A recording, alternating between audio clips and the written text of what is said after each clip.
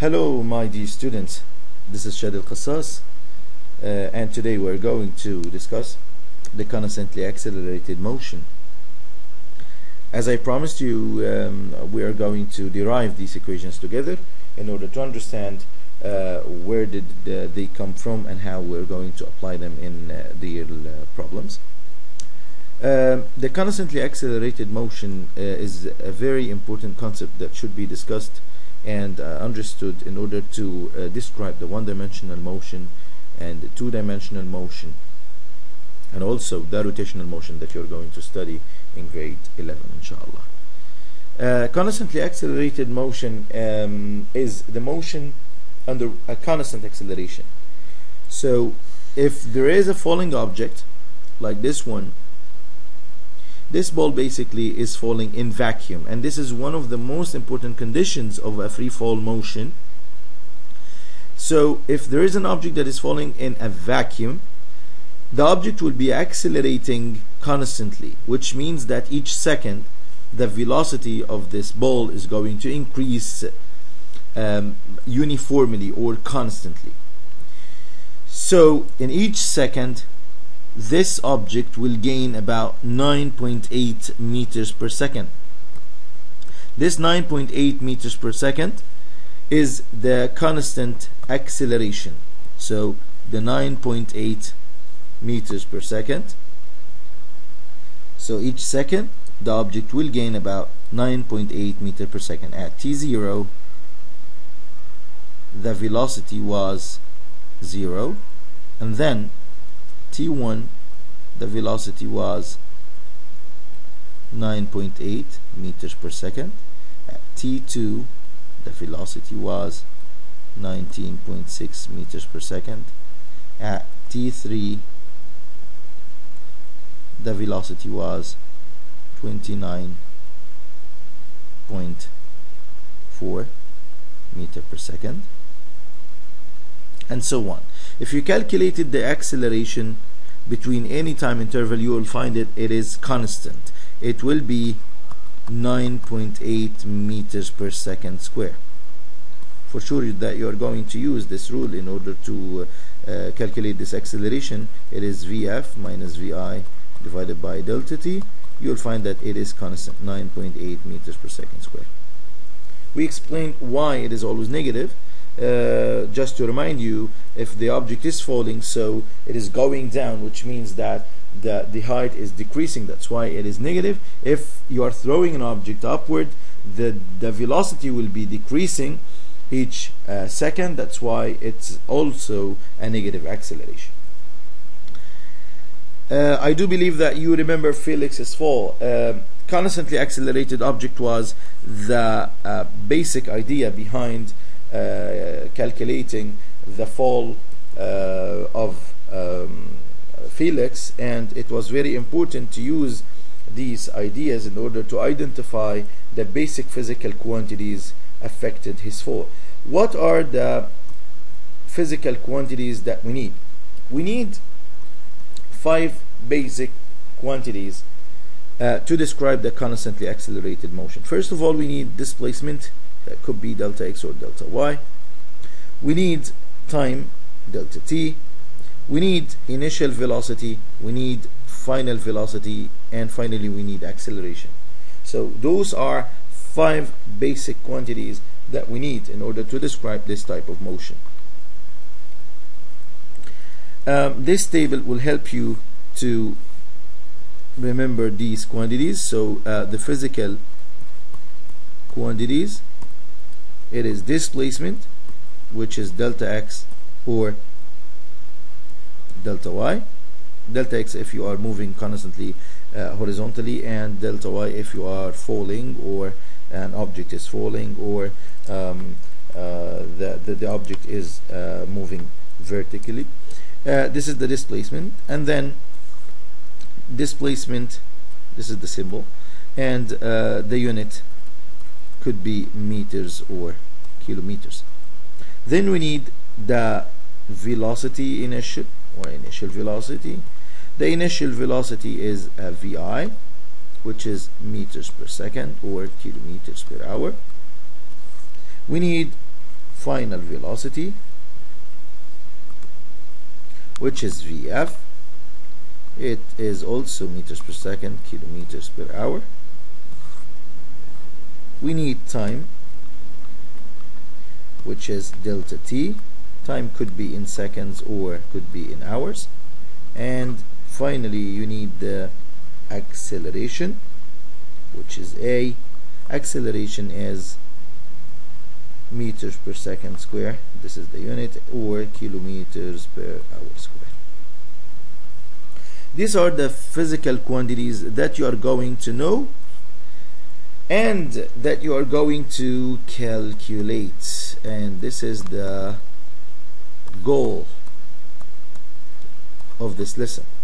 We need to be able to calculate displacement when you know the initial velocity and final velocity and time. You need to be able to calculate the acceleration. You need to be able to calculate the time. You need to be able to calculate the final velocity if you know the initial velocity. So you need to calculate any of these quantities if you know some of them.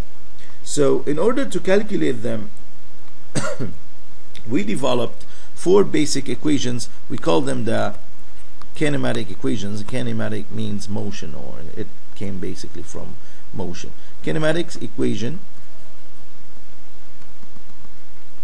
we have 4 basic kinematic equations that can help you to identify and to calculate these 5 quantities.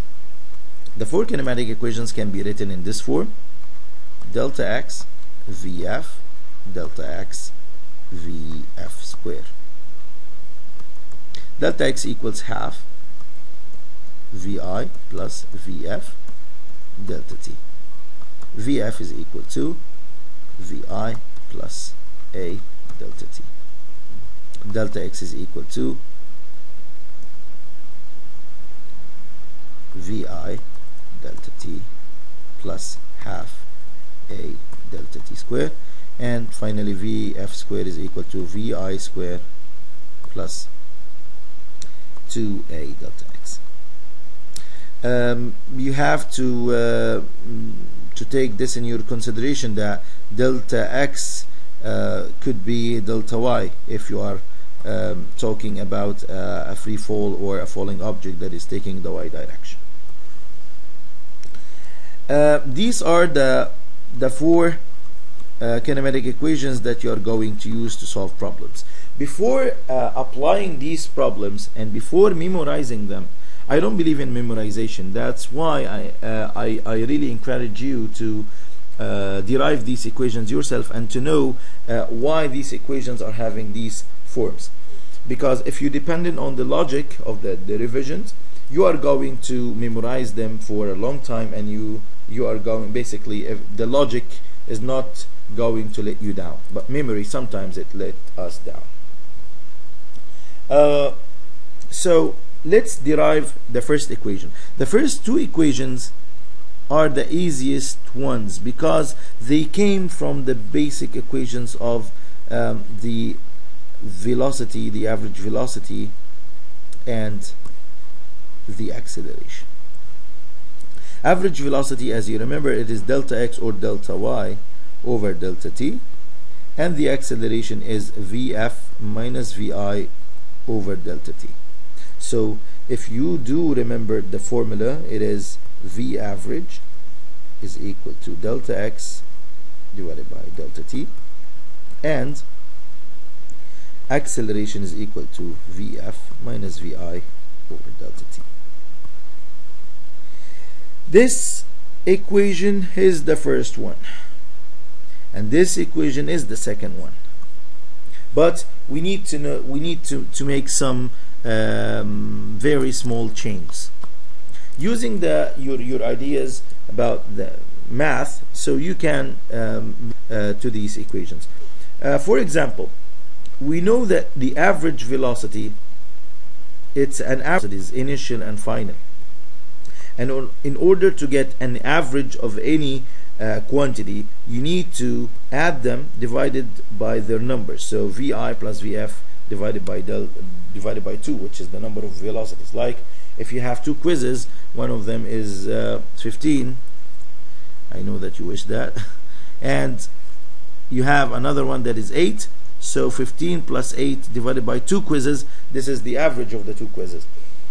So we have 2 velocities, and this is their average, which is equal to the same value in here, which is delta x divided by delta t. Cross multiply these values, so you will find out that delta x is equal to vi plus vf delta t. I need to get rid of this 2, so divide by 2 and divide by 2. You will find out that delta x is equal to half vi plus vf delta t. Look at the first equation, it is the same. The second equation is easier. A equals vf minus vi delta t divided by delta t, cross multiply. So the A is as if it is divided by 1, so vf minus vi is equal to A delta t. Get the vi to the right side, so it will be vf equals A delta t plus vi. And this is the second equation. So you could derive these equations by using the simple knowledge of the v average and the acceleration. In order to derive those equations, the last 2 ones, so you need to use the first 2. So let's do this in a separate page. So again, your first equation that you derived, it is delta x equals half vi plus vf delta t. This is the first one. The second one that you derived is vf is equal to vi plus A delta t. So by putting 2 in 1, which means you are going to put the value of the vf there by substituting this value. So this means that this equation will be delta x equals half vi plus this vf, it will be now vi plus A delta t, so vi plus A delta t times, don't forget this, delta t. So as if it is vi plus vf half, so this is the amount of the vf that you substituted. Okay, I believe that this is clear. So this vi plus A delta t is the vf. Now use simple math. So delta x is equal to half 2vi plus A delta t times delta t. Delta t is multiplied by the 2 parts, so it is half 2vi delta t plus A delta t square. I hope that you are still following. And then the half is also multiplied by the 2 sides, so finally the delta x will be equal to half times 2, it is 1, which is vi delta t, plus half times A, so it is half A delta t square. And now you can reach the third equation. This is the third equation, delta x equals vi delta t plus half A delta t square, and this is the third equation, as you can see. As you can see, the fourth equation is a vf square. So again, go back to the basic equation, which is the third one. Again, let's write the 3 equations. So you reach to delta x equals half vi plus vf delta t. It is important to repeat them, because the more you repeat writing these equations, the more you get used to them. The second one is the vf is equal to vi plus A delta t, and this is the one that we got from the acceleration. And the third one is delta x is equal to vi delta t plus half A delta t square. Now let's derive the fourth one, and the fourth one starts with vf square. So again, we are going to go there.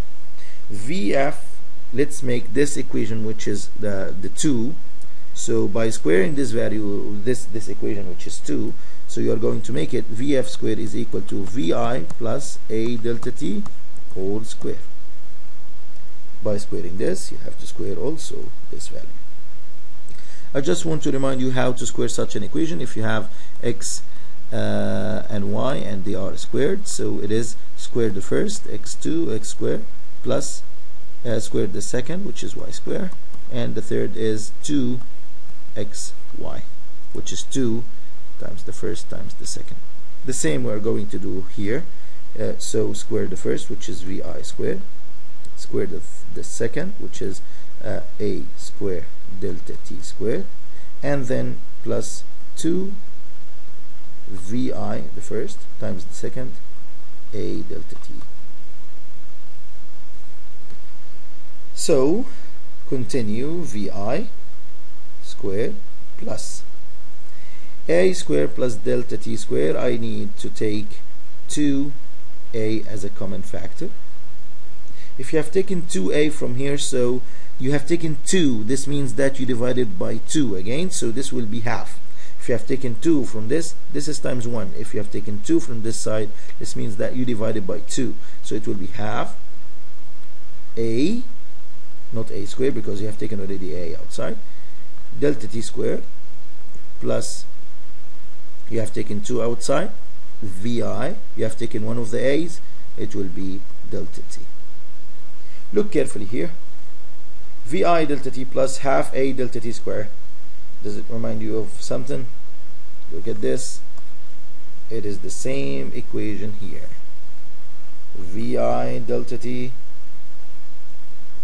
plus half a delta t square, which means that this side is delta x from the third equation, which means that you can remove this part and put delta x. So just remove this part and VF square will be equal to VI square plus 2a delta x. And this is your fourth equation. Please repeat these steps more than one time and you're going to get used to them. So now we derived the 4 equations. This is very important in order to get used of these equations. Now this is the first challenge and we overcame it, because one of the basic challenges that face our students is to memorize these equations. So by deriving them, I believe that you're not going to face any problems. So again, the 4 kinematic equations are delta x VF delta x VF squared, delta x equals half VI plus VF delta t. This is the one. The second one is VI plus a delta t. I hope that you memorized them during this video. So delta x equals VI delta t plus half a delta t squared, and finally VF squared equals VI squared plus 2a delta x. Those are the 4 kinematic equations. The second challenge that you face is when to use them, how to use these values, how to use these equations. One of the secrets that you have to learn is, if you do remember that we need 5 basic quantities in order to describe any motion. One of them is the one-dimensional motion. We need displacement, which could be delta x or delta y. We need time. We need initial velocity, or which is vi. We need final velocity, and we need acceleration. Those are 5 basic quantities.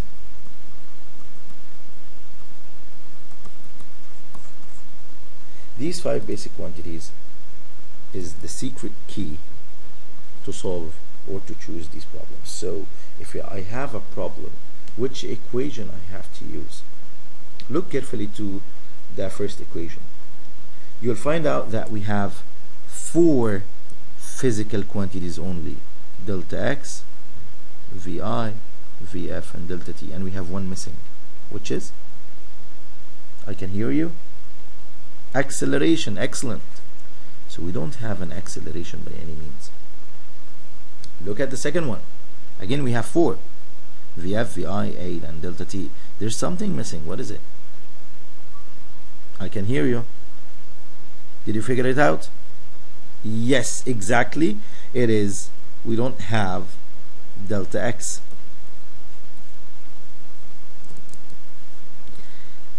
Look carefully at the third equation. We have also 1, 2, 3, and 4. There is something missing. What is it? I can hear you, huh? Get it? Exactly, exactly. We don't have vf. And finally, look at that. We have vi, vf, a, and delta x. We have no delta t. So each equation has something that is not mentioned. The first equation has no acceleration. The second equation has no delta x. The third equation has no vf. And finally, the fourth equation has no delta t. And this is the secret. So if I found a problem, blah, blah, blah, blah, blah, blah, blah, blah, blah, the givens, you mentioned them, and the question, you mentioned it. Look at what is missing, what is not mentioned, what is not in a question, what is not as a given, and you can right away choose the right equation that solves this problem.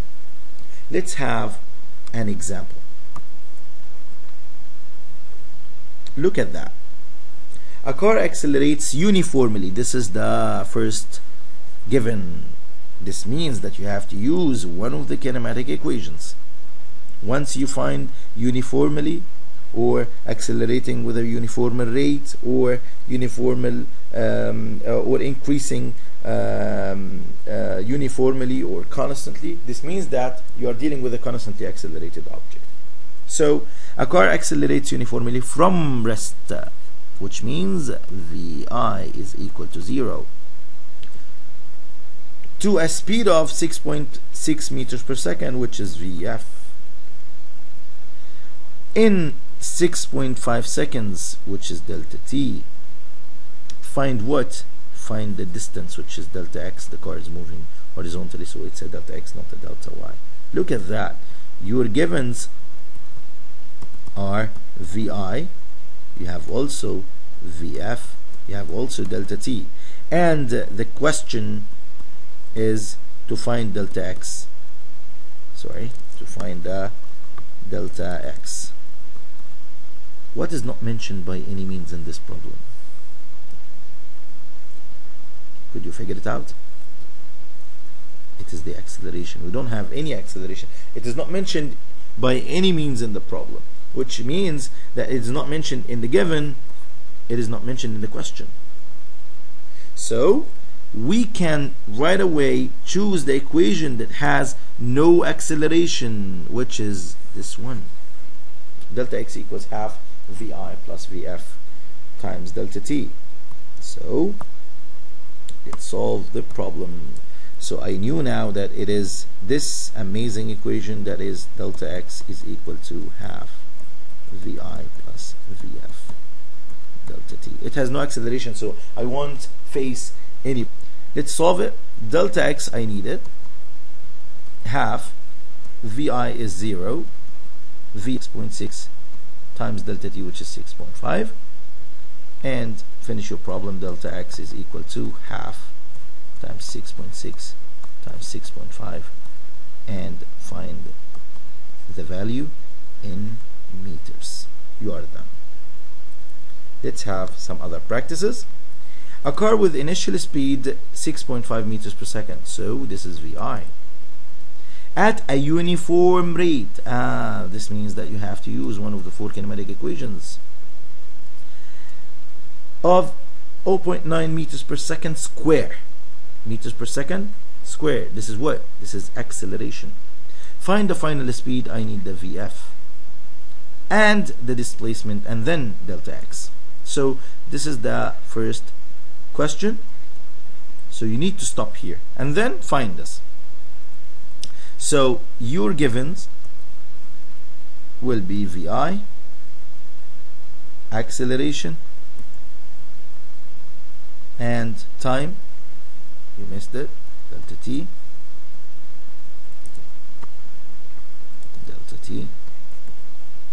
and you need first of all VF. Basically, don't look at the second question now, which is delta x, to find the delta x, because it will confuse you. So I need you to stop in here and then look at what is mentioned. So what is mentioned is VI, A, delta t, and VF. Don't say delta x, because this is an unknown. This is a second unknown, so it is not mentioned by any means. I can't even use it. So stop at the first question, which is VF. So what is mentioned? You can say that it is an initial velocity, acceleration, delta t, and VF. What is not mentioned by any means? You'll find out that delta x is not mentioned by any means. So it is not a given. It is not a question in the first part. So which means that you have to use an equation that has no delta x. Go back to your equations and find the equation that has no delta x, which will solve your problem, which is this one. VF equals VI plus A delta t.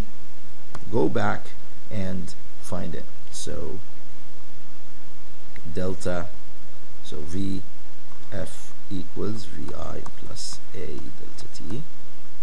Everything is mentioned, you can find it. So VF is equal to VI, which is, how much is it?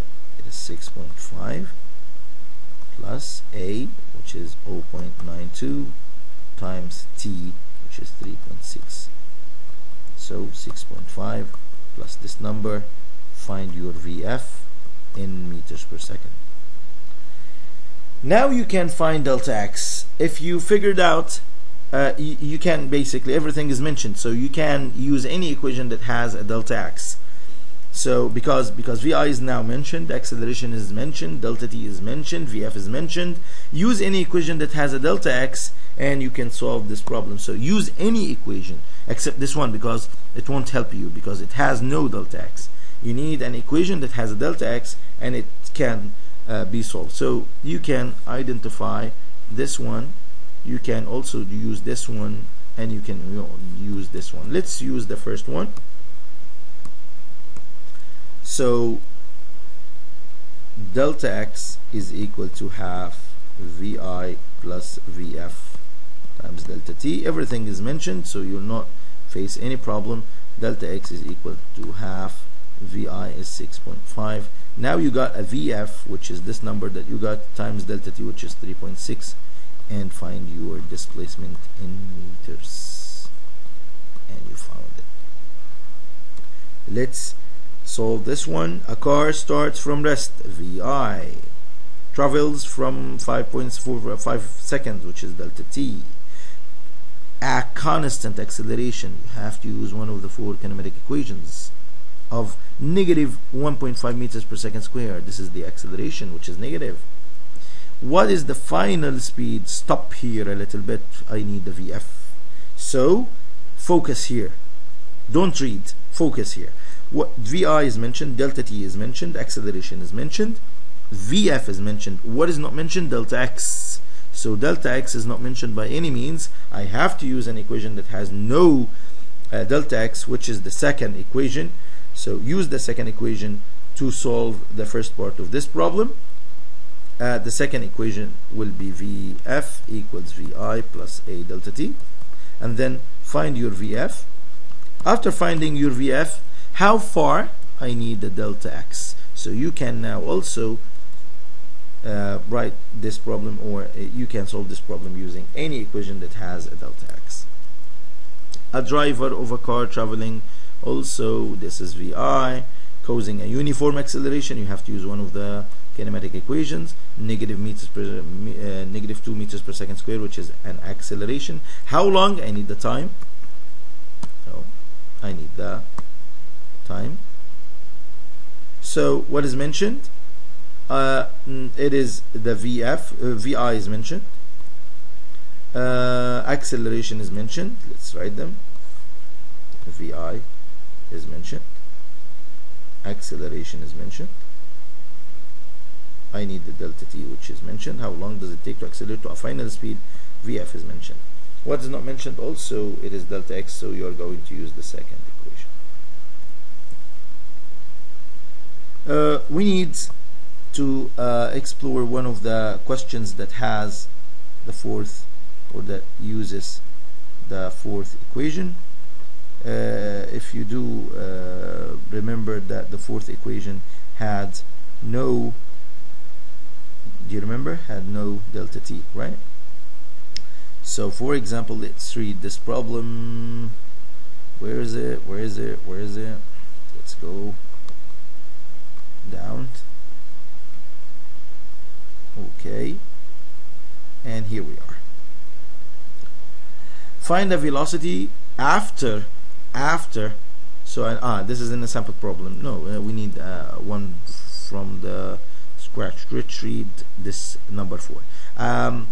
A motorboat accelerates uniformly, which means that we need one of the 4 kinematic equations from a velocity of 6.5. so this is your VI. Please, if you have a paper, would you please write the givens, so to practice this problem with me. So 6.5 meters per second to the west, to a velocity of 1.5, which is VF. So we have a VI and a VF to the west. If it is if the acceleration was 2.7 meters per second to the east, how far? I need a delta x. So as you can see, everything is mentioned except the delta t. So I have a VF, I have a VI, I have the acceleration, and I need the delta t. Sorry, I don't. The delta t is not mentioned. I have the VF, VI acceleration, and I have a delta x. Okay, so he needs basically to how far. So the question will be to find the delta x. As you can see, delta t is not mentioned by any means, which means I have to use VF square equals VI square plus 2a delta x, and you can find delta x. Please practice it. By now we reached to the end of our session today. I really hope that it was beneficial for you. Please, your comments are appreciated. You can send them to our website, which is sites.google.com/site/Prof Shady. During the upcoming days, I'm going to develop another website, so let's keep commenting, and please send your comments through this website. For now, thank you very much, and I really appreciate your patience.